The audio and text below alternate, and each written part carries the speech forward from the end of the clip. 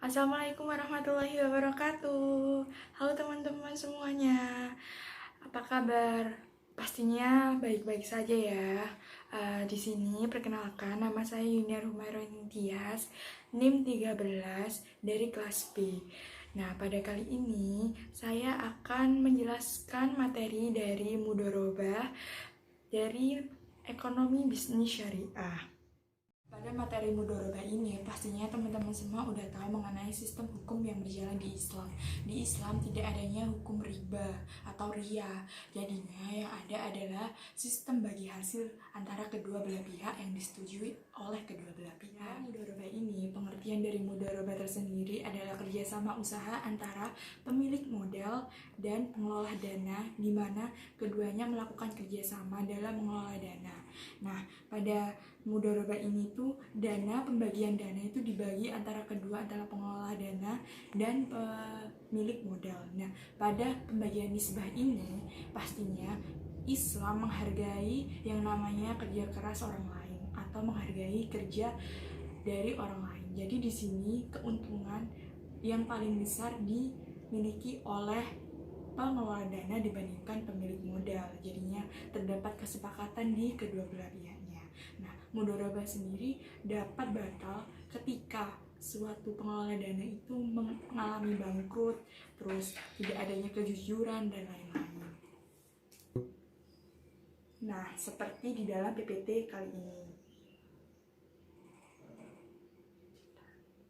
Selanjutnya adalah dasar dari hukum mudharabah. Nah, dalam Al-Quran sendiri terdapat di firman Allah Subhanahu wa Ta'ala dalam surat Al-Baqarah ayat 2 ayat 283. Maka jika sebagian kamu mempercayai sebagian yang lain, hendaklah yang dipercayai itu menunaikan amanahnya dan hendaklah ia bertakwa kepada Allah Tuhannya. Yang kedua adalah firman Allah Subhanahu wa Ta'ala dalam surat Al-Muzammil ayat 20. Dan orang-orang yang berjalan di muka bumi mencari sebagian karunia Allah. Dan yang ketiga adalah firman Allah Subhanahu wa Ta'ala dalam surat Al-Jumu'ah ayat 10. Apabila telah ditunaikan sholat, maka bertebaranlah kamu di muka bumi dan carilah karunia Allah dan ingatlah Allah sebanyak-banyaknya supaya kamu beruntung.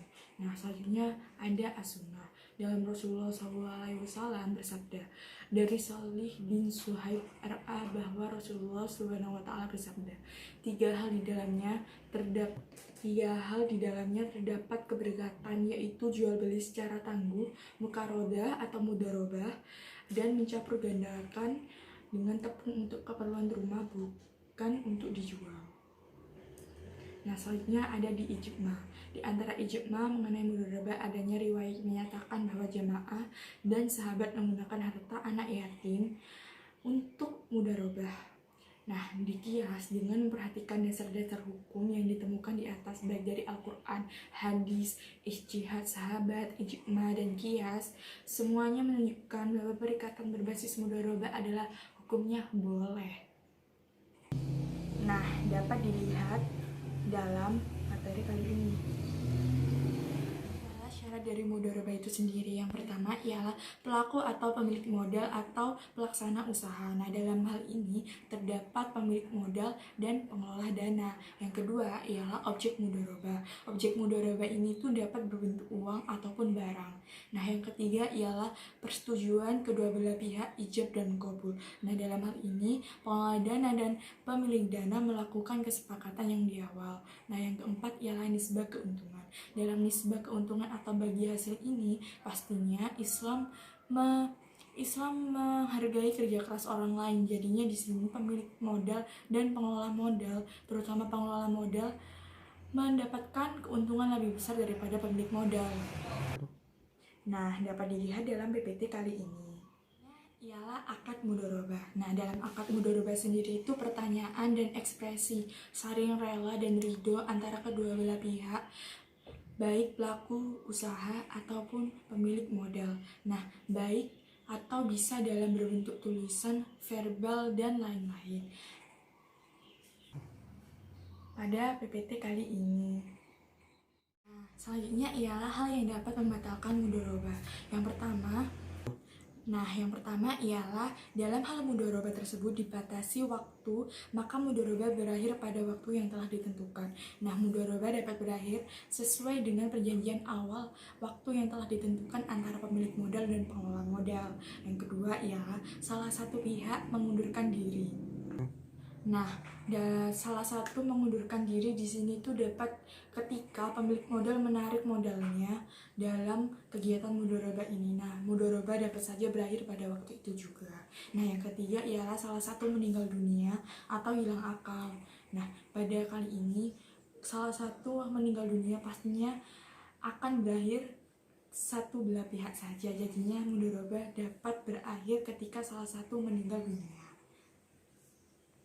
Nah, yang keempat ialah ketika salah satu pengelola usaha melakukan kejahatan atau kenakalan atau salah satu yang menyeleweng dari perjanjian di awal, jadinya mudharabah dapat dibatalkan saat itu juga oleh kedua belah pihak. Nah, yang kelima ialah modal sudah tidak ada, jadinya di sini modalnya tidak ada.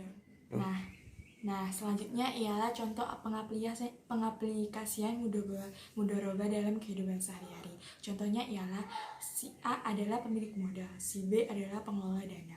Nah, di sini si A dan si B melakukan kerjasama kedua belah pihak, di mana perjanjian yang diselingi perjanjian ke antara dua belah pihak. Nah, di sini si A memberikan dananya untuk si B memulai usahanya. Nah, di sini nisbah keuntungannya dapat dibagi dua, jadinya si B atau pengelola dana mendapatkan dana 60% dan si A si pemilik modal mendapatkan dana 40%. Jadinya di sini dapat diartikan mudharabah itu sendiri ialah kerjasama antara pemilik modal dan pengelola modal untuk melakukan sebuah usaha. Nah, untuk pembagian nisbahnya ialah pembagian antara kedua belah pihak dengan persetujuan masing-masing. Namun, pengelola dana atau yang melakukan usaha mendapatkan porsi keuntungan yang lebih besar dibandingkan pemilik modal dikarenakan di Islam menghargai kerja keras orang lain. Seperti itu. Cukup sekian penjelasan dari saya mengenai materi mudharabah ini dalam ekonomi bisnis syariah. Nah, bagaimana teman-teman? Semuanya udah paham bukan? Nah, jangan lupa untuk subscribe, like, dan komen ya. Tetap subscribe dan like yang pastinya. Nah, teman-teman terima kasih ya telah menonton video kali ini. Wassalamualaikum warahmatullahi wabarakatuh.